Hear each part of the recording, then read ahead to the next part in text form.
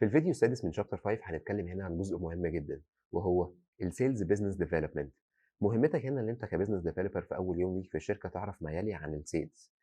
انت دورك هنا بيكون حلقه وصل ما بين الماركتنج والسيلز، دول اكتر تو ديبارتمنت انت بتشتغل معاهم.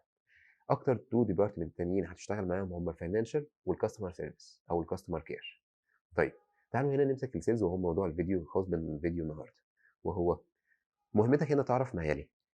اللي انت بتالاين مع السيلز مانجر لما بيجي يحط السيلز بلان، انت مش بتحط السيلز بلان لوحدك ولا هو بيحط السيلز بلان لوحده، هو بيحطها لوحده لو انت ما كانش فيه بزنس ديفلوبمنت. لكن لما بتيجي تحطها انت بيراعي نقط معينه، انت كبزنس ديفلوبر بتعمل معاها شير، بتشاركه بافكار معينه. يعني لما هو يبقى عايز ينزل في 3 اماكن معينه علشان يبيع برودكت معين، فانت تيجي تقول له لا، وتجيب الماركتنج معاك وتيجي تحطوا انتوا الثلاثه البلان. انا شايف ان احنا نعمل في ال3 اماكن دول، بدل ما نتكلم عن منتج واحد نتكلم عن 3 منتجات، عشان نعرف الديماند والطلب هيجي على اكتر منتج ايه منهم، ونشتغل عليه ويبقى عندنا كاش كاو في برودكت معين. فدي كده بوينت. ده كده كان على سبيل المثال، ولكن تاكد ان الميتنج ده هيكون سو افكتيف وفعال جدا ما بينكم انتوا الثلاثه. طيب، تاني بوينت لازم تعرفها، اللي انت مهمتك هنا اللي انت كبزنس ديفلوبر اللي انت بتسبورت في السيلز، في البلان، في التريننج، في الاستراتيجي، في افكار جديده، في اللي انت تبقى بروبلم سولفر في المشاكل اللي هو بيواجهها هو والتيم اللي معاه.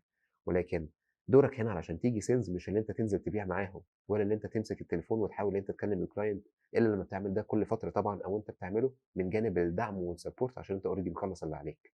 ولكن هنا كبزنس ديفلوبر انت دورك اللي انت تبيع بس بشكل سمارت، وده بنسميه جرو ثرو شانلز، التوسع من خلال القنوات. وهتلاقي زي ما اتفقنا كان في ريل، لو كنت شفت الفيديو من الفيديوهات اللي فاتت في خلال الكورس، هتلاقيني كنت مسميه الفرق ما بين عقليه رجل المبيعات وعقليه مطور الاعمال. رجل المبيعات لما بيكون معاه قلم بينزل بيحاول يبيع القلم ده لكل شخص بيقابله، بعد كده بيمشي ويروح. مطور الاعمال مش بينزل يقابل كل شخص ويحاول يبيع له القلم.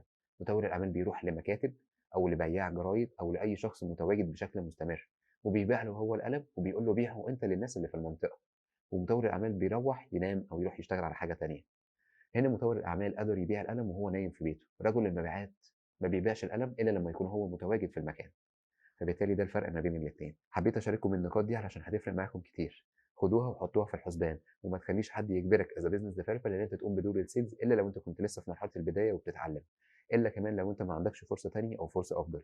تقبل بالوضع بما انك مش قادر على تغييره، ولكن اعمل على نفسك ان انت تكون في مكان افضل من اللي انت عليه النهارده، وتكون مع ناس بتقدر الدور البيزنس ديفلوبر بشكل افضل مما انت عليه النهارده.